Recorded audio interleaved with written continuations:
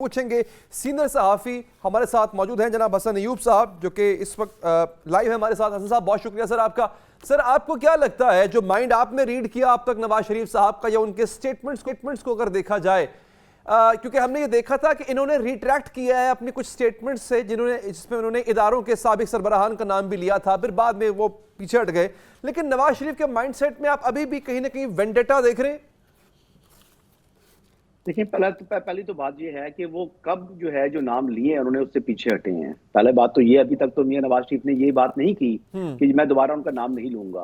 यानी आप गुजरांवाला के जलसे में देखें, जब उन्होंने नाम लिए थे, यानी दो जो उस वक्त के सर्विंग आर्मी जनरल्स थे, और उसके बाद दोबारा जब वो दोनों रिटायर हो चुके हैं, उसके बाद दोबारा उनका नाम लिया। अब दोबारा अल्लाह जाने वो दोबारा तीसरी मर्तबा उनका उन दोनों का नाम कब लेंगे। हो सकता है 21 अक्टूबर को ही मीनार पाकिस्तान में नाम ले लें, और मुमकिन है कि वो नाम ना लें। यानी कोई पॉसिबिलिटी है। तो मियां नवाज शरीफ जो है वो बड़े गहरे आदमी हैं।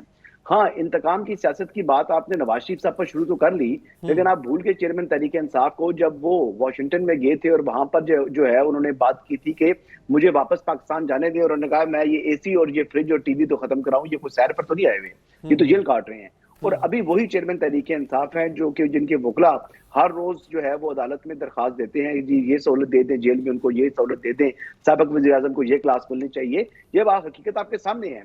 यानी जब दूसरे पर गुजर रही हो तो आप उस वक्त वो तड़ियां लगाएं, और जब अपनी जान के ऊपर आए तो आप कहें जी ये भी मेरा राइट है, ये भी मेरा राइट है। आप तो एक मरतबा वज़ीर आज़म रहे हैं, वो तो 3 मरतबा पहले प्राइम मिनिस्टर रह चुके थे। उस टाइम आपको मालूम नहीं था, और अगर आपको मालूम नहीं था तो आपकी कम अकली थी, और आपका वो आप उस पर माफी मांगे। और अगर वो माफी भी नहीं मांगे, उनके लोग भी जो तर्जुमान भी उनके मौजूद है ना आजकल, तो वो आए टेलीविजन के ऊपर, वो कहें जी हमसे गलती हुई, जो हमारे जो साबिक वज़ीर आज़म थे उस टाइम, उन्होंने गलत वो बयान दिया था, इस पर वो कौम से माफी मांगते हैं। ठीक। दूसरी चीज मैं आपसे ये बात करना चाह रहा हूँ सर, ये बताइएगा कि ये जो नवाज शरीफ के बारे में कहा जा रहा है कि वो अभी भी नहीं भूले उन किरदारों को जिन्होंने उनको नुकसान पहुंचाया, इसमें उनका वापसी पे उनकी तनकीद कह लें, उनका टारगेट इमरान खान ही रहेंगे, या फिर और भी ऐसे इदारों के सरबराहान साबिक जो हैं उनको भी वो निशाना बनाएंगे? आपको किसने कहा है कि ये उनकी प्रायोरिटी में शामिल है इंतकाम लेना? देखिए, बात बड़ी सिंपल है अली भाई। नाम ले लेते हैं सर। जो साबिक वज़ीर आज़म नवाज शरीफ साहब वो अपनी तकरीर के बिल्कुल एंड में जो उन्होंने 1 मिनट की बात की थी, आप उस बात को हमने मीडिया ने पकड़ कर हम उसको वो खींच के लंबा कर रहे हैं। हम उनके जो 1 घंटा पहले उन्होंने जो अपने वो टिकट होल्डर से खिताब किया है, उस बात को हम बात ही नहीं करते। वो तो ये कह रहे थे कि पाकिस्तान वो 1-1 अरब डॉलर को तरस रहा है, तो हमने पाकिस्तान को दोबारा ट्रैक के ऊपर लेकर आना है। वो कह रहे थे कि जी इंडिया वो 600 कितने अरब डॉलर उसके पास रिजर्व मौजूद हैं, और वो G20 समिट को वो होस्ट कर रहा है, तो हमने मुल्क को G20 वो मालिक में शामिल करना है। तो ये तो उनकी मेन जो उनकी सियासत का मरकज होगा, वो मईशत की बहाली है। अच्छा। वो आवाम को महंगाई से छुटकारा है।